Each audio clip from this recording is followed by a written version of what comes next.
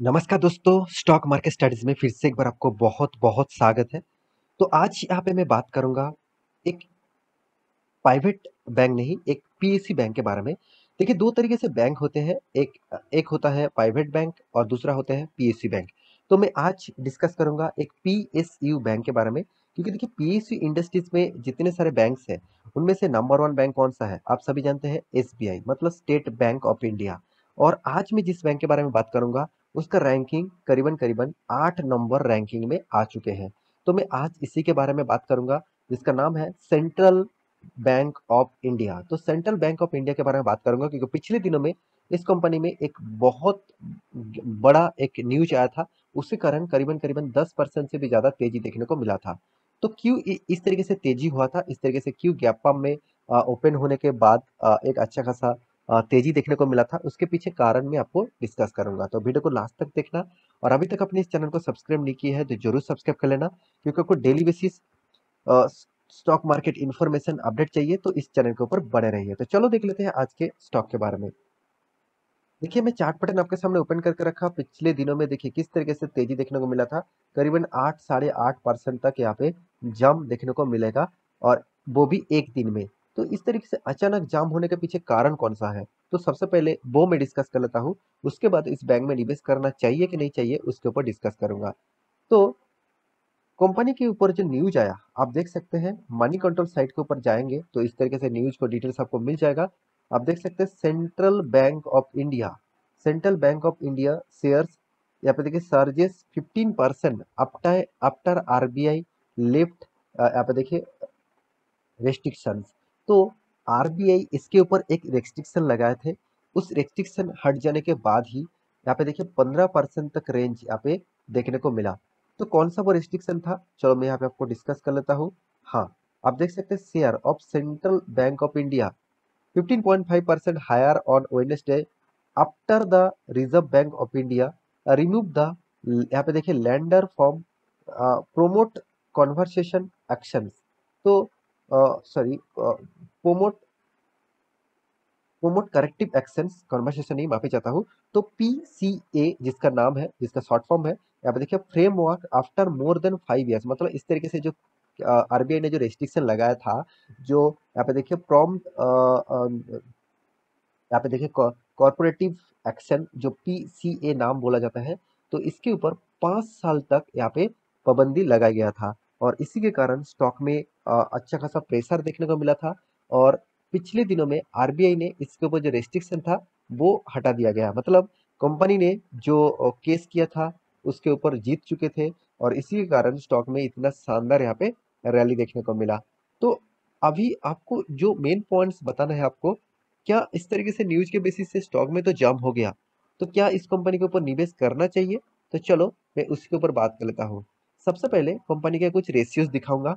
जैसे central bank of India का जो रेशियोज है, आप देखेंगे सबसे पहले कासा रेशियो। देखिए कासा रेशियो के बारे में बात करूं, तो कंपनी का कासा रेशियो मुझे बहुत अच्छा खासा लगा, क्योंकि आप सभी जानते हैं पीएसयू बैंक में लोगों को भरोसा ज्यादा होता है। क्योंकि देखिए, आप गांव गांव तक जाएंगे, छोटे शहर में जाएंगे, तो लोग गवर्नमेंट बैंक के ऊपर ही ज्यादा से ज्यादा भरोसा करते हैं। अगर आप गांव गांव तक जाएंगे, तो मैं जाकर देखा हूँ कि ज्यादा से ज्यादा state bank, United bank, bank of Baroda, और देखा जाए तो और भी बहुत सारे जो मतलब सेंट्रल बैंक, इस तरीके से जो पीएसयू बैंक है, उस बैंक में हमेशा भीड़ लगा रहते हैं।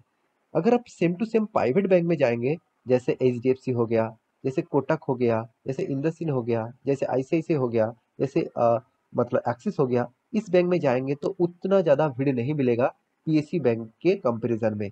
इसका मतलब क्या है, अभी भी लोग भरोसा करते हैं प्राइवेट बैंक से ज्यादा से ज्यादा गवर्नमेंट बैंक में, क्योंकि उसको लगता है गवर्नमेंट बैंक में उसका पैसा सेफ है। वो अगर सेविंग अकाउंट भी करते हैं, वो अगर एफडी भी करते हैं, तो उसको लगता है कि गवर्नमेंट में पैसा रख रहा हूँ मतलब इस बैंक सेफ है। ऐसे बिल्कुल भी नहीं होता। आरबीआई के रूल्स के हिसाब से अगर इंटरेस्ट रेट कम किया जाता है तो हर बैंक में इंटरेस्ट रेट कम हो जाएगा। अगर मान के चलिए एफडी, कोविड के सिचुएशन में एफडी का इंटरेस्ट बहुत कम हो गया था, अभी इंटरेस्ट रेट बढ़ा दिया गया है। और सेविंग अकाउंट के भी इंटरेस्ट रेट कम हो गया था, अभी भी बढ़ा दिया गया है। तो सिर्फ एक बैंक में नहीं होगा, सारे के सारे बैंक्स में उस तरीके से देखने को मिलेगा। हाँ, डिफरेंस थोड़ा-सा इधर-उधर होगा, बाकी सारे के सारे चीज़ अच्छा है। तो इसीलिए लोग ज़्यादा से ज़्यादा इस तरीके से बैंक को प्रेफ़र करते हैं।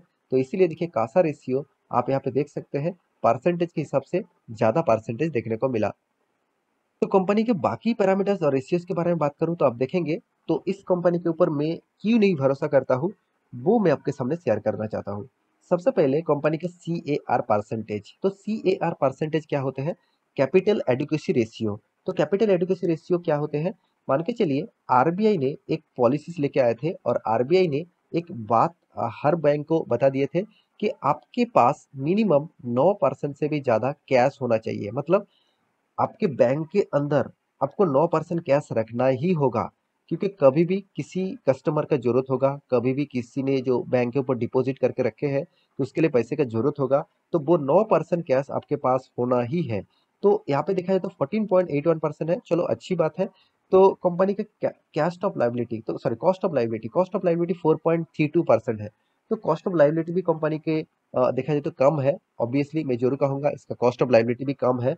ये कॉस्ट ऑफ लायबिलिटी क्या होते हैं? मान के चलिए बैंक ने जितने जितने सारे लोगों के पास से, मतलब सेविंग्स अकाउंट से, करंट अकाउंट से, एफडी से, साथ ही साथ इंश्योरेंस से, इस तरीके से जो पैसा बैंक ने उठाया है, वो बैंक के लिए क्या है? बैंक के लिए वो एक लायबिलिटी है। तो उस वो लायबिलिटी को कितना पेमेंट करना होगा, मतलब कितना लायबिलिटी कंपनी ले चुके हैं? 4.32%। अच्छी बात है, बहुत कम है। तो लायबिलिटी ज्यादा हो जाता है, अगर एसेट कम हो जाता है तो कंपनी के ऊपर खतरा होता। तो एडवांस ग्रोथ भी यहाँ पे देख देख सकते हैं। पेग रेशियो भी कंपनी के चलो अच्छी खासा है। जो पॉइंट्स मुझे, दो पॉइंट्स यहाँ पे बहुत वीक लगा, वो है कंपनी का एनपीए। देखिए एनपीए पहले 11% तक था, अभी कंपनी 4% लेके आया। तो फिर भी 4% भी बहुत बड़ा होता है। अगर आप कोई भी प्राइवेट प्लेयर को देखेंगे, जैसे एचडीएफसी हो गया, कोटक हो गया, तो उसका यहाँ पे एनपीए देखेंगे करीबन 0.60 के आसपास। तो 0.60, 0.80 इस तरीके इसके इस तरह से देखने को मिलेगा। तो मेरे कहने का मतलब है, एनपीए भी एक बहुत इंपॉर्टेंट पार्ट है कोई भी बैंकिंग के लिए, क्योंकि एनपीए जितना कम होगा उतना ही बैंक ज्यादा से ज्यादा ग्रोथ कर पाएंगे। और गवर्नमेंट बैंक आप सभी जानते हैं, ज्यादा से ज्यादा कॉर्पोरेट में वो लोन देते हैं। तो कॉर्पोरेट में लोन देना मतलब ज्यादा से ज्यादा उस लोन डिफॉल्ट होने का चांसेस भी होता है, क्योंकि देखिए कोई भी कंपनी अगर लोन लेके काम करता है, अगर वो डिफॉल्ट अनाउंसमेंट कर देते हैं, तो सबसे ज्यादा घाटा किसको होगा? बैंक का ही होगा। तो इसीलिए वो उसको तो प्राइवेट बैंक उतना ज्यादा लोन नहीं देते, क्योंकि उसको बहुत सारे रेस्ट्रिक्शन के माध्यम से उसको लोन मिलता है।